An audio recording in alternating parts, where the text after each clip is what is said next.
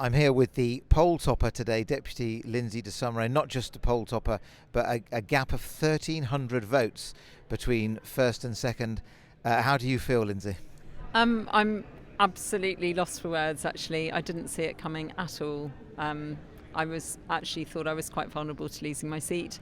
So I would have been delighted just to scrape in by the narrowest of margins. But yeah, here we are. You saw our exit poll at some point last night, which had you in second place. You went up to first place, but you were in the top two throughout the period the exit poll was open. How did you feel when you saw that exit poll? Did you not believe it? What were your feelings?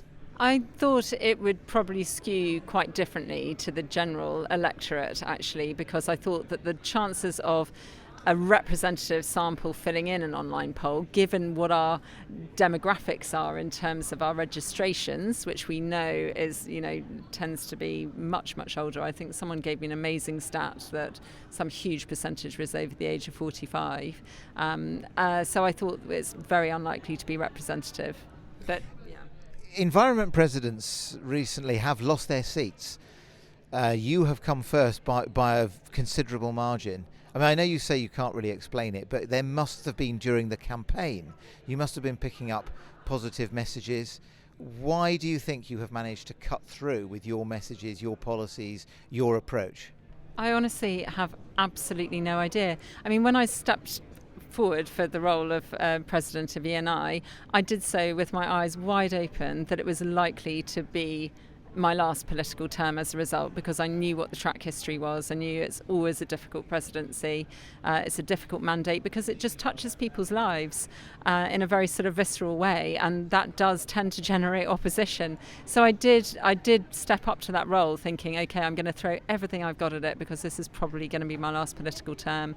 As for feedback during the campaign, it's so difficult to get a sense of it because you know that the number of people you can speak to during an island-wide campaign is really only scratching the surface, and it's barely touching the sides. So you don't really get the kind of feedback that you would get under a district election, where you know that you could speak to a decent chunk of your electorate then.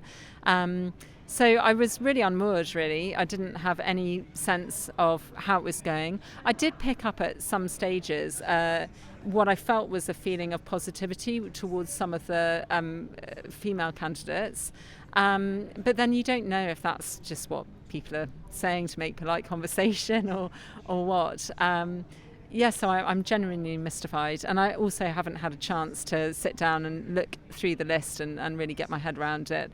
But yeah, I think one of the themes has perhaps been that collaborative working, which I was really pleased to see was a feature of so many candidates' manifestos, and I really, really hope comes to characterise this next States Assembly. What do you think has happened generally here today? Because 11 deputies have lost their seats.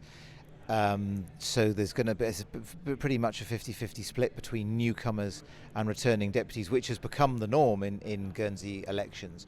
But what do you think, when you take a quick look at the list of those elected, what do you feel about the character of the next states, and perhaps how different things might be than they have been over the past 4.5 years? Yeah, well, when you say take a quick look at the list, I literally did take a quick look at the list, and then you took the list out of my hands, so I haven't had a chance to actually, sit down and study it. But yeah, you're right. There does seem to be, just as there was last time, a sort of 50-50 turnover rate, basically. I am really conscious that we've lost a lot of political experience. I'm sad to see some of my colleagues go, even when they were colleagues with whom I often disagreed on political issues. I still valued their input and experience. But at the same time, I think we've got some really strong, really interesting newcomers who hopefully will bring a lot of energy and momentum and new ideas. And I hope a good sense of collaborative working as well. So this is going to be your third term. And having held one of the toughest roles in the States and then come first in the poll, are you going to come under some pressure to stand for the presidency of Policy and Resources, do you think?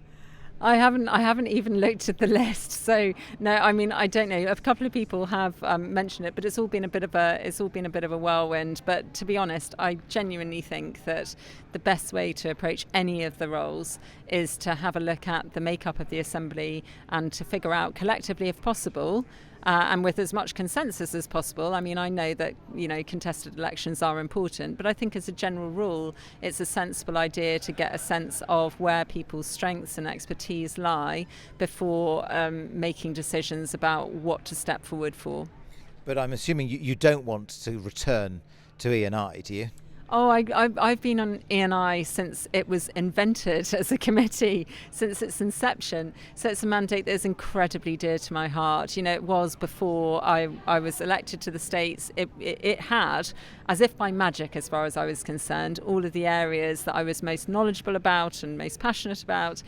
So I always did feel as though ENI's mandate was sort of tailor-made, and it's very, very dear to my heart. I mean, the ESS mandate is also dear to my heart. I've spent a term as Vice President of that as well, and I'm interested in a whole range of other areas in the States too. So I think I'm probably too much like an excitable puppy at the moment to give you any kind of coherent answer. But I genuinely do think there's an awful lot of talent in the States. There's an awful lot of new deputies elect who I don't yet, have as good an understanding of as I would like. So I think I'm going to go back and do some homework, and I'm sure everyone will be doing some thinking, and hopefully the conversations over the next few days will be instrumental in shaping what roles people put themselves forward for, or indeed nominate other people for. And finally, how are you going to celebrate when you finally get rid of us and these media duties? How are you going to celebrate tonight? Well, it's actually the birthday of one of my children at the moment, and you will understand what this means to me, Matt. I am currently missing the birthday cake. I made that birthday cake today, and I am not able to eat it because I am here talking with you, which I'm very pleased to be doing, but I am also quite hungry, and I do love cake, and it was a particularly good one. So I am looking forward to going home and having some of that, and then I'm actually out back at Beausejour actually for a play tonight, so my feet aren't even going to touch the ground. I don't know when I'm going to have the chance. Probably breakfast tomorrow will be the first time I get to sit down and have a proper look at the list and try and get my head around what's just happened. At least the birthday boy or girl will get to see some of the cake, given that you're here. But congratulations, Deputy Lindsay de Sausmarez, poll topper, and we'll speak to you soon. Thanks for joining us. Thanks very much.